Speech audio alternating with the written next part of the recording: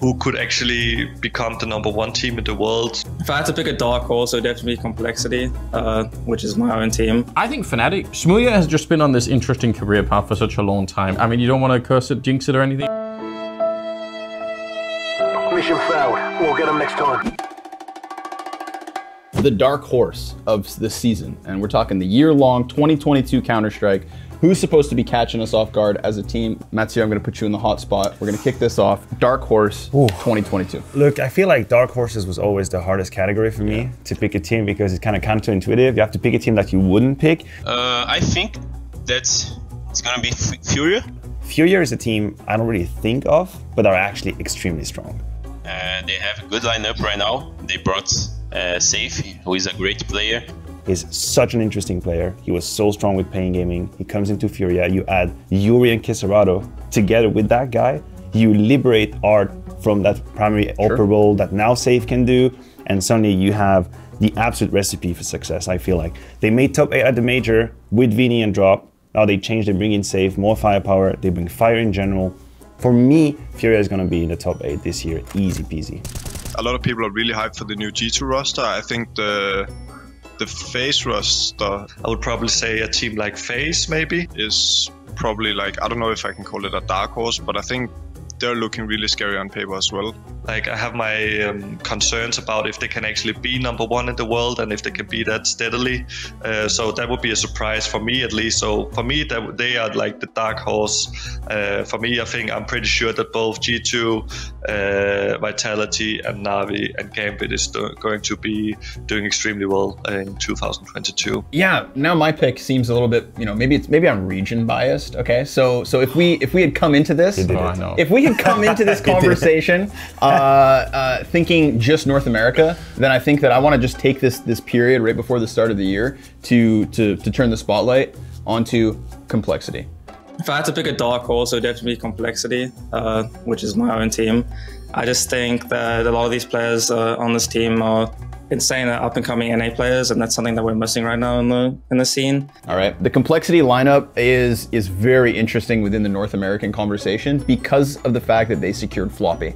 Floppy has the potential to be one of the best North American players. His return from Valorant into Counter-Strike seems like he just already shook off any rust that would have accumulated. He's right back to like what could be incredibly strong form. So if you had a team with Elige, Naf, OC, Floppy, and then you brought Nitro back as your IGL, that to me is a top 3, top 5 team in the world.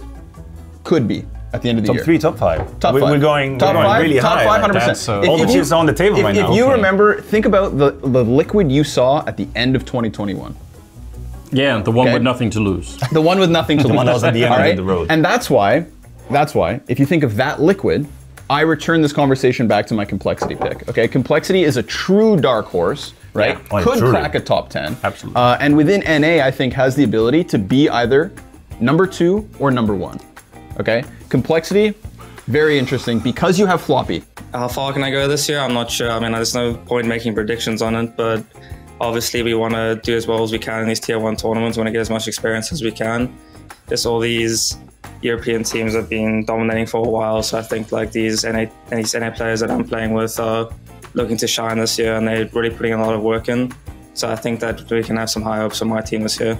And of course, I see ourselves as a dark horse as well, because right now we haven't the results to say we're favorites to be one of the best teams in 2022. Do I pick Astralis as a dark horse because of all the change? I almost want to do that for the memes, but probably not quite fair still. I think Fnatic is really interesting where they are right now. Cool. I think they're a fun team. Crims is still there. I think people, for whatever reason, still underestimate Crims since, I don't know, the LGB days. It just feels like that's just always going to be part of it because of his style. I think it's hard to see the impact that he has in a game if you just sort of look for highlights. He does way more than people realize, I think. And I still think, you know, in the Swedish sort of talent surge that happened, all of a sudden, I still think Brolan is quite an exciting player. I think people will forget about him a little bit too. So I actually think they have a lot of sort of chips to move around Fnatic. Yeah. And I think it's going to be interesting. I think the dark horse might also be Vitality because of the risk they took by doing this roster move.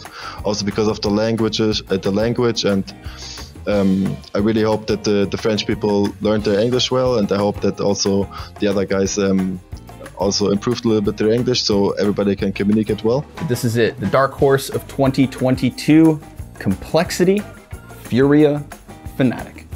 For sure hope that they will succeed, and I just wish them the very best.